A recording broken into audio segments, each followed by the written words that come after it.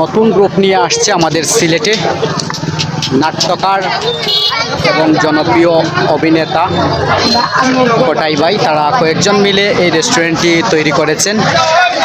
আর এখানে সবচেয়ে আকর্ষণীয় মনোরম দৃশ্য হলো পাশে রয়েছে সুরমা নদী। বিস্তারিত থাকছে সম্পূর্ণ ব্লগে।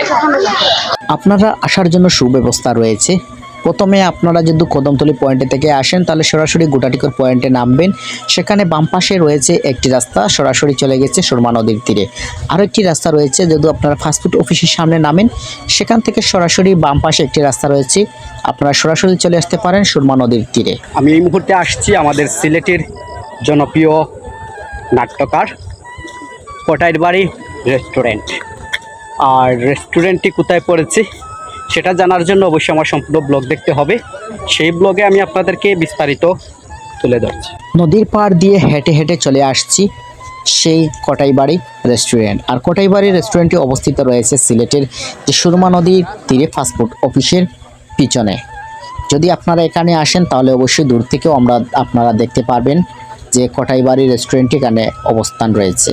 এখানের কিছু আকর্ষণীয় জিনিস রয়েছে। আকর্ষণীয় বলতে সবচেয়ে মনোরম পরিবেশ হচ্ছে সুরমা নদীর তীরে এটা অবস্থিত। এখানে আসলে আপনারা সুরমা নদীর যে নদীর ধারে যারা তাকে বসবাস করে তারা যে কোলাহল যে বাতাসগুলা পায়, আসলে তারাই বুঝতে পারে যে নদীর পাড়ের বাতাসগুলা কেমন।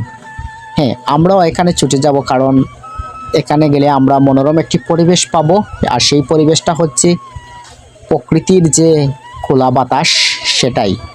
আর প্রবেশ করার পর এখানে রয়েছে কিছু ফটোশ্যুটের জায়গা করা হয়েছে। আপনারা দেখেছিলেন যে এখানে কোটাই ভাই ইনকে নিয়ে অনেকেই ফটোশ্যুট করেছে। আমি অনেক চেষ্টা করেছিলাম যে এখানে ফটোশ্যুট করব তাদের সাথে, কিন্তু এরকম যানজট দেখে আমার আর ইচ্ছা করেনি। আর রয়েছে তো এখানে সুব্যবস্থা, ফ্যামিলি জোন, যারা ফ্যামিলি নিয়ে আসবেন তাদের জন্য যে আলাদাভাবে ব্যবস্থা করে রাখা হয়েছে।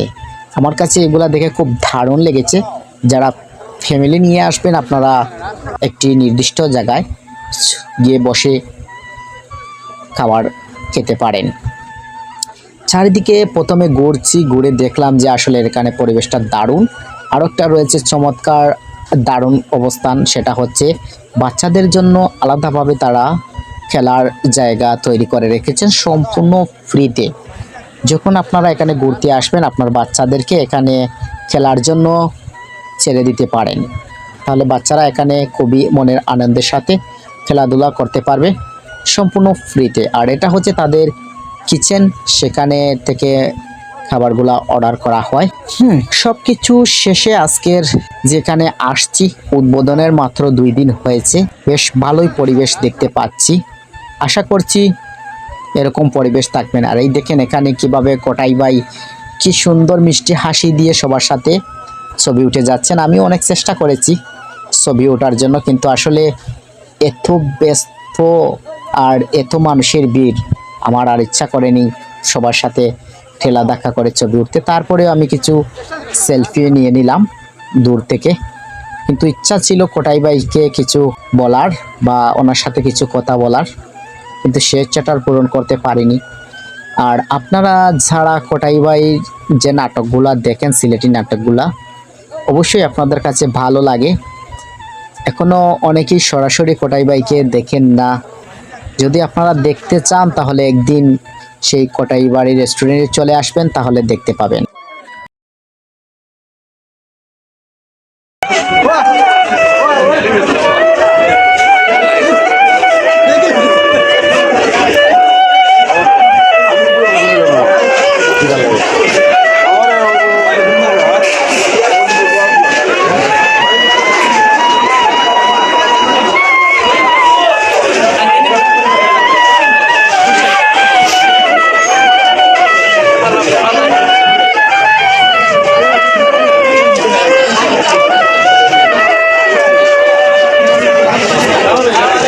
একজন ভাই কি মনের আনন্দের সাথে বাঁশির মধুর সুর দিয়ে যাচ্ছেন, আমার কাছে ভালো লেগেছিল তাই ধারণ করেছি।